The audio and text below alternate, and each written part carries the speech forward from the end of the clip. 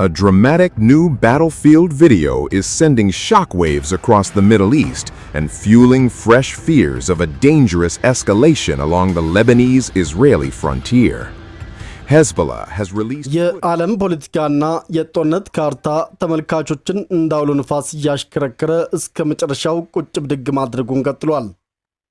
በአንድ በኩል ታሪካዊ የተኩስ ማቆም ስምምነት ተፈርሟል ተብሎ ዓለም እፎይ ስትል፣ በአንጻሩ ደግሞ በየመን አስፈሪ ባህር ዳርቻ ላይ ልክ እንደ ሆሊውድ የቪዲዮ ጌም እጅግ አስደንጋጭ አዲስ ቀውስ በድንገት ፈንድቷል። በዓለም ላይ እጅግ ስሱ ከሚባሉት የንግድ መስመሮች አንዱ በሆነው የየመን ደቡባዊ ባህር ክልል ላይ አንዲት ሰላማዊ ጭነት መርከብ ጉዟን እያከናወነች ሳለ የታጠቁ ሰዎችን የጫነች ሚስጥራዊ ጀልባ መርከቧን ለመጥለፍና ለመቆጣጠር በጥይት ናዳም አጅባ ከተፍ ብላለች። የብሪታንያ የባህር ላይ ንግድ ድርጅት በአካባቢው ላሉ መርከቦች በሙሉ አስቸኳይ ቀይ መብራት አብርቶ አይናችሁን በቪዲዮ ካሜራ አስደግፋችሁ ተከታተሉ፣ ነገሩ አልጋ በአልጋ አይደለም ሲል የክተት አዋጅ አውጇል። እስካሁን ይህንን አባትና እናት የሌለው ጥቃት የፈጸመው አካል ማን እንደሆነ ባልታወቀበትና መርከቧ የማናት ምንስ ጭናለች የሚለው በሚስጥር በተያዘበት በዚህ ሰዓት ከጀርባ ደግሞ የዓለምን የፖለቲካ ሚዛን የሚቀይር ሌላ እሳታማ ድራማ ዋሽንግተን፣ ቴህራንና ቴልአቪቭ ውስጥም እየታየ ነው። ዶናልድ ትራምፕ የዓለም መርከቦች ሆይ ሞተራችሁን አስነሱ፣ ነዳጁ እንደ ልብ ይፍሰስ በማለት የሆርሙዝ ባህረ ሰላጤ በይፋ እንዲከፈት በትዕዛዝ መልክ ቢያውጁም በእስራኤል በኩል ግን የታሪካዊ ስምምነት ይዘት አልዋጥ ብሏል። የእስራኤሉ ጠቅላይ ሚኒስትር ቤንያሚን ኔታንያሁ እኔ በአሜሪካና በኢራን ስምምነት አልታሰርም፣ ከደቡብ ሊባኖስም ጦሬን አላስወጣም በማለት በትራምፕ የሰላም ድግስ ላይ የዲፕሎማሲ ቦምብ አፈንድተውባቸዋል።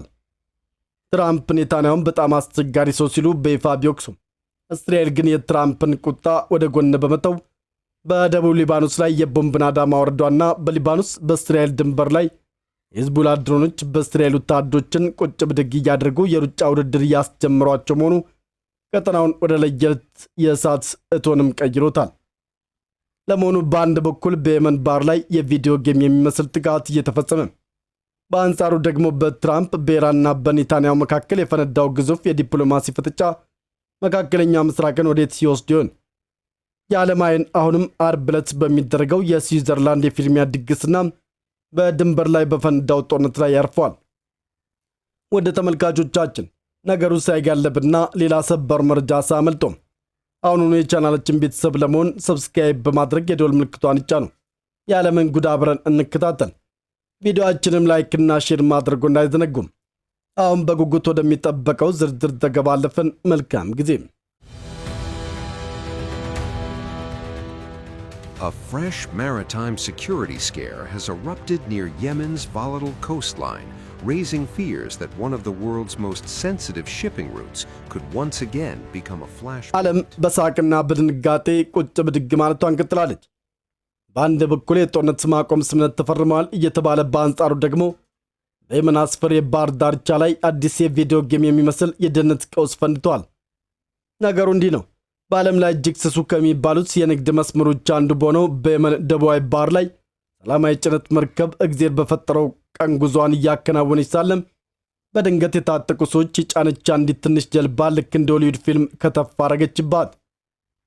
በጀልባዋ ላይ የነበሩት ታጣቂዎችም መርከቧን ለማስቆም ጥይት ማዝነብ ብቻም ሳይሆን ተስፈንጥረው መርከቧ ላይ ለመውጣትና ለመቆጣጠር ሞክረዋል።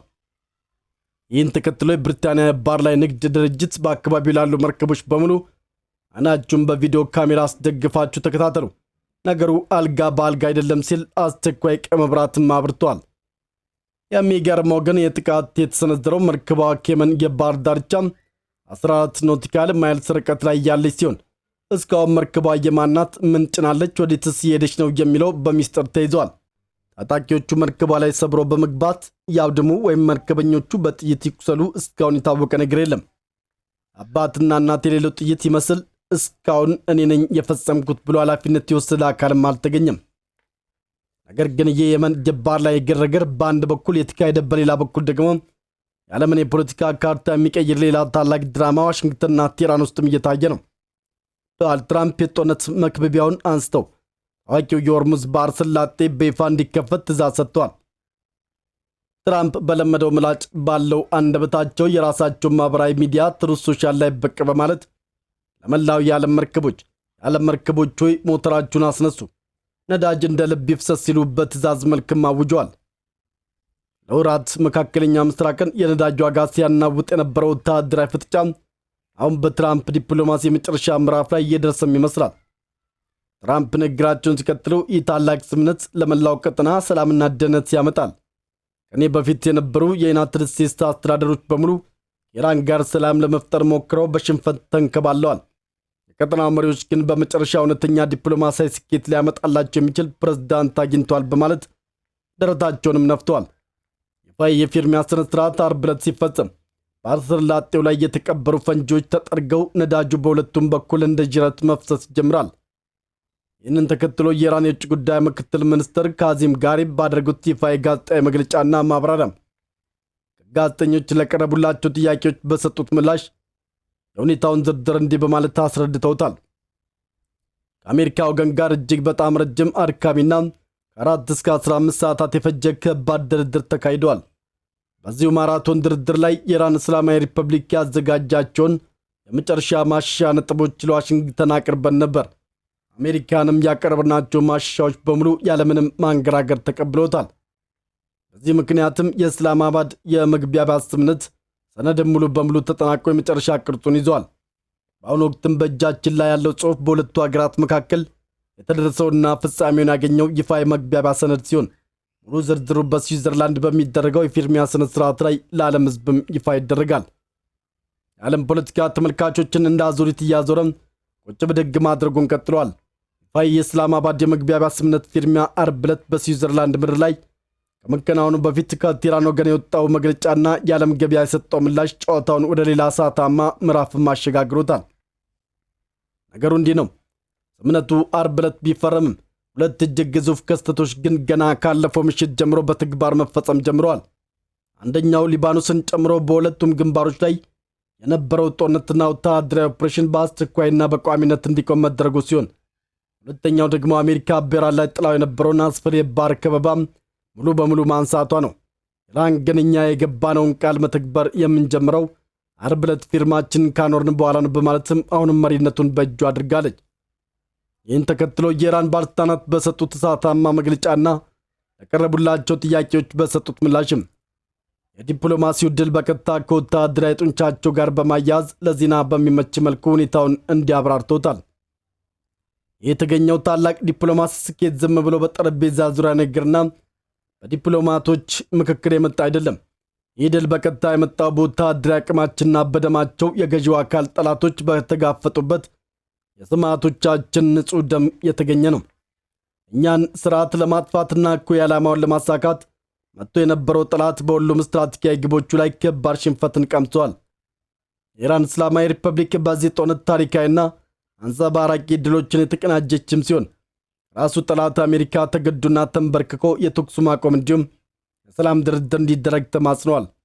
አሁን በእጃችን ያለው ረቂቅ ስምምነት የእኛን የቆየ አቋምና የምንፈልጋቸውን ዋናውና ጉዳዮችን በሙሉ ያካተተ ነው። እኛ በጠላት ላይ ምንም አይነት እምነት የለንም። እምነታችን በራሳችን ወታደራዊ ኃይል፣ በዲፕሎማሲያዊ ጥንካሬያችንና በሕዝባችን አንድነት ላይ ብቻ ነው። ለዚህም ነው የአሜሪካን የተኩስ ማቆም ግዴታዎችን በንቃት የምንከታተለው። በቀጣዮቹ 60 ቀናት ውስጥም የመጨረሻ ስምምነት ላይ ለመድረስ ድርድር የሚጀመር ሲሆን የእኛ እርምጃዎች በሙሉ ጠላት በሚወስደው እርምጃ ላይ የተመሰረቱ ይሆናሉ። በጠላት በኩል አንዳችም የታማኝነት ማጉደል ካየን እኛም ተመጣጣኝና የበረታ እርምጃ ለመውሰድ ወደኋላ አንለምን ብለዋል። የፓኪስታኑ ጠቅላይ ሚኒስትር ሻህባዝ ሸሪፍ ይህንን የምስራች በማህበራዊ ሚዲያ ላይ ካጋሩት በኋላ በአሜሪካ በኩልም የነገሩ አሳሳቢነት ታይቷል። የዩናይትድ ስቴትስ ምክትል ፕሬዝዳንት ጄዲ ቫንስ ወደ ስዊዘርላንድ በመምረር በፊርሚያ ስነ ስርዓቱ ላይ እንደሚገኙ ያረጋገጡ ሲሆን ፕሬዝዳንት ዶናልድ ትራምፕ ራሳቸው በአካል ሊገኙ እንደሚችሉ ፍንጭ ሰጥተዋል። ይህም ክስተቱን በትራምፕ የፕሬዝዳንትነት ዘመን ታላቅና ከፍተኛ የፖለቲካ ዋጋ ያለው ዲፕሎማሲያዊ ምዕራፍ አድርጎታል። የሰላም ንፋስ መንፈስ መጀመሩን የሰሙት የዓለም የፋይናንስ ገበያዎች ግን በአንድ ጀንበር ቁጭ ብድግ ብለዋል። የሆርሙዝ ባህረ ሰላጤ በይፋ ሊከፈት ነው መባሉን ተከትሎም በዓለም አቀፍ ገበያ ላይ የነዳጅ ዋጋ ልክ እንደ በረዶ ቀልጦ ቁልቁል ተንሸራተዋል። የብሬንት ድፍድፍ ነዳጅ ዋጋ ከ3% በላይ በማሽቆልቆል በአንድ በርሜል ወደ $84 ዝቅ ያለም ሲሆን የቴክሳስ ድፍድፍ ነዳጅ ደግሞ ወደ $81 ወርዷል። ይህም የዓለም ነዳጅ ፍሰት ያለምንም የደህንነት ስጋት እንደ ልብ ሊንሸራሸር ነው በሚልም በነጋዴዎች ዘንድም ትልቅ እፎይታን ፈጥሯል። በአጭሩ ዋሽንግተን የባህር ክበቧን አንስታ ነዳጁ እንዲፈስ ብታዝም ኢራን ግን ጠላት ተንበርክኮ ለመነን እያለች በድል አድራጊነት ድረቷን እየነፋች ነው። አሁን የዓለም ሕዝብም ትኩረት በአርቦ የስዊዘርላንድ የፊርሚያ ድግስ ላይ ያረፈን ሲሆን ለመሆኑ ይህ ስምምነት ለመካከለኛ ምስራቅ ዘላቂ ሰላምን ያመጣ ይሆን ወይንስ ደግሞ ሌላ ድራማ ይወልዳል የሚለው በጉጉት የሚጠበቅ ይሆናል። ለመካከለኛ ምስራቅ ተመልካቾች የው ሌላ ቁጭ ብድግ የሚያደርግም አዲስ እሳታማ የጦር ሜዳ ቪዲዮ በይፋ ተለቋል። በሊባኖስና በእስራኤል ድንበር ላይ የተካሄደ ያለው የጥላት ጦርነት አሁን ፍጹም ወደማይገመትና ወደ ለየለት የድሮን ፊልሚያን ተሸጋግሯል። የሊባኖሱ ታጣቂ ቡድን ሂዝቦላ የለቀቀው አዲስ ተንቀሳቃሽ ምስል በመላው ቀጠናው ላይ የድንጋጤ ማዕበል ፈጥሯል። ቪዲዮው የሚያሳየው ሰኔ 2 ቀን በደቡብ ሊባኖስ ዙታር ኤልሻርቂያ በተባለች መንደር ምስራቃዊ ዳርቻ ላይ የተፈጸመ አንድ አስቂኝም አስፈሪም ትዕይንት ነው። 4 የእስራኤል ወታደሮች በሰላም ቆመው ሳለ የሂዝቦላ አባቢል የተሰኘችው ተወርዋሪና ተመዝጋቢ ድሮን ድንገት በራሳቸው ላይ ቁልቁል ስትወርድባቸው ወታደሮቹ ሕይወታቸውን ለማዳን የ100 ሜትር የሩጫ ውድድር የጀመሩ ይመስል ተፈራግጠው መጠለያ ፍለጋ ሲሮጡ ይታያሉ። ቡድኑ በጥቃቱ ወታደሮቹ በጽኑ መቁሰላቸውንም ገልጸዋል። ነገር ግን በዚያ አበቃም። ሂዝቦላ አጠቃላይ ድንበር ዘመቻውን ይፋ ሲያደርግ ጥቃቱን በድሮን በሮኬት ጋጋታና በተቀናጁ ተሽከርካሪ አደናቃፊ ስልቶች ማፋፋሙን አውጇል። በሬሻፍና በታይባ አካባቢዎችም በተሰባሰቡ የእስራኤል ወታደሮችና ወታደራዊ መኪኖች ላይ የሮኬት ዝናብ ማዝረሙን የገለጸው ቡድኑ ይህንን ያደረገው እስራኤል የሊባኖስን ሉዓላዊነት ደጋግማ ስለጣሰች የተሰጠ ተመጣጣኝ ምላሽ ነው ብሏል። በናቁራ አካባቢ ሌላ የድሮን ጥቃት የተሰነዘረም ሲሆን በሻማ ከተማ ውስጥ ደግሞ በአንድ ሕንፃ ውስጥም ተደብቀው ይንቀሳቀሱ በነበሩ የእስራኤል ኃይሎች ላይም ድሮኗ ሕንፃው ሰብራ በመግባት ኢላማዋን በትክክል መምታቷን ተነግሯል። የዚህ ድራማ ዋና ማጣፈጫ ግን የቴክኖሎጂው እሰጥ አገባ ነው። ሂዝቦላ በባቢል ድሮኖቻችን አማካይነት ዝነኛውን የእስራኤል መርካቫ ታንክና አንድ የምህንድስና ሮቦት አመድ አድርገናል ሲልም በኩራት ተናግሯል። በተጨማሪም በማጃል ዞን አካባቢ ናማር የተሰኘችውን የታጠቀው ወታደራዊ ተሽከርካሪ በተመሳሳይ ድሮን መምታቱን እንደ ማረጋገጫም አቅርበዋል። በተጨማሪም ሂዝቦላ በአየር ላይ ጥቃት ማድረስ ብቻም ሳይሆን በእስራኤል የአየር ኃይል ላይ ትልቅ የመከላከል ስኬት መመዝገቡን በሰፊው አውጇል። የእስራኤል ኩራት የሆኑትንና ዚክ በመባል የሚታወቁትን 3 ኤርምስ 450 ቅኝትና የስለላ ድሮኖችን በአየር ላይ መክበቡና ማባረሩን በኩራት ገልጿል። አንደኛዋ ድሮን በሲዶን ሰማይ ላይ ስትጠለፍ የቀሩት ሁለቱ ደግሞ በደቡብ ሊባኖስ ኤክሊም አልቱፋ በተባለው ቀጠና ላይ በሂዝቦላ የምድር ለአየር ሚሳኤሎች ጥቃት ተሰንዝሮባቸዋል። እነዚህ አውዳሚ ሚሳኤሎች ወደ ድሮኖቹ በድንገት ሲተኮሱም የእስራኤል ድሮኖች ክንፋቸውን ጠቅልለው ከሊባኖስ የአየር ክልል በፍጥነት እንዲፈረጥጡ ተገደዋል። በዚህም ሂዝቦላ የራሱን የአየር ክልል ሙሉ በሙሉ ማስከበሩ ለዓለም አሳይቷል። እንግዲህ በአሁኑ ወቅት የሂዝቦላ ድሮን ክፍሎች የጦርነቱ ዋና ሞተር ሆነዋል።